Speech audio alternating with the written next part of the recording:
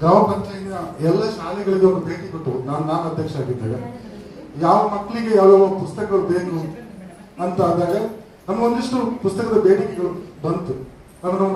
ನಮ್ಮ ಟೀಚರ್ ಇದ್ರು, ಅವ್ರು ಹೇಳಿದ್ರು ಶಾಲೆಗೆ ಮಕ್ಕಳನ್ನು ಪುಸ್ತಕ ಕಡೆಗೆ ಹೇಳೋದು ತುಂಬಾ ಕಷ್ಟ ಅಂತ. ನಾವು ಮೊದಲ ಮೀಟಿಂಗ್ ಅಲ್ಲಿ ನಾವು ಅದನ್ನು ಡಿಸ್ಕಸ್ ಮಾಡಿದಾಗ ನಾವು ಆಮೇಲೆ ಕಳೆದ ಈ ಬೇಸಿಗೆ ಶಿಬಿರದಲ್ಲಿ ನಾವು ಸಂಪನ್ಮೂಲ ವ್ಯಕ್ತಿಗಳನ್ನ ಕರೆಸಿ, ಅಂದ್ರೆ ಈ ನಮ್ಮ ಭೂಮಿಕಾ ಹಾರಾಡಿಯ ರಂಗಮಿತ್ರರು, ನಮ್ಮ ರಾಮ್ ಶೆಟ್ಟಿ ಹಾರಾಡಿ, ಇಂಥವನ್ನ ಕರೆಸಿ ನಾವು 15 ದಿನದ ರಂಗ ಶಿಕ್ಷಣವನ್ನು ಕೊಡಿಸಿದ್ದೇವೆ.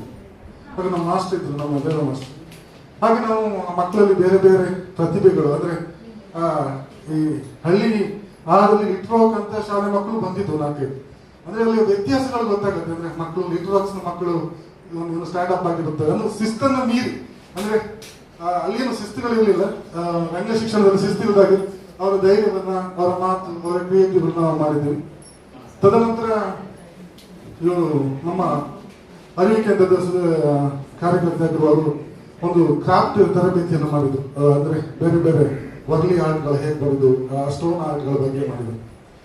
ಮತ್ತೆ ನಾನು ಕಂಡ ಮಟ್ಟಿಗೆ ಇತ್ತೀಚಿನ ದಿನಗಳಲ್ಲಿ ಮಕ್ಕಳು ಜಾಸ್ತಿ ಅರಿವು ಕೇಂದ್ರದ ಬಗ್ಗೆ ಮುಖ ಮಾಡ್ತಾ ಇದ್ದಾರೆ.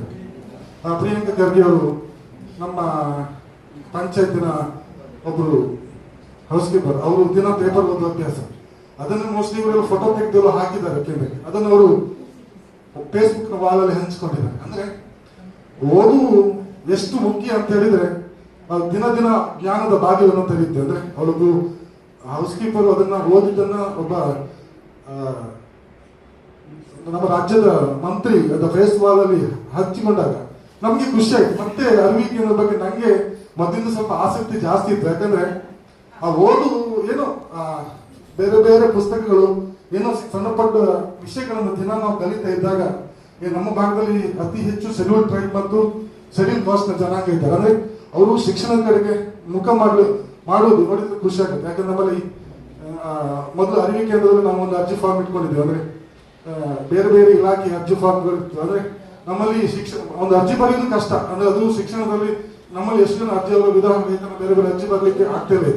ಅದನ್ನೇ ನಾವು ಮನೆಯಲ್ಲಿ ನಾವು ಅದನ್ನೇ ಒಂದು ಸಪರೇಟ್ ಮಾಡಿ ಅರಿವು ಕೇಂದ್ರ ಹೆಲ್ಪ್ ಡೆಸ್ಕ್ ಅಂತ ಮಾಡಿ ಎಲ್ಲರಿಗೂ ಅರ್ಜಿ ಬರೆಯುವಂತ ವ್ಯವಸ್ಥೆಯನ್ನು ನಮ್ಮ ಸದಸ್ಯರು ಮಾಡ್ತಾರೆ.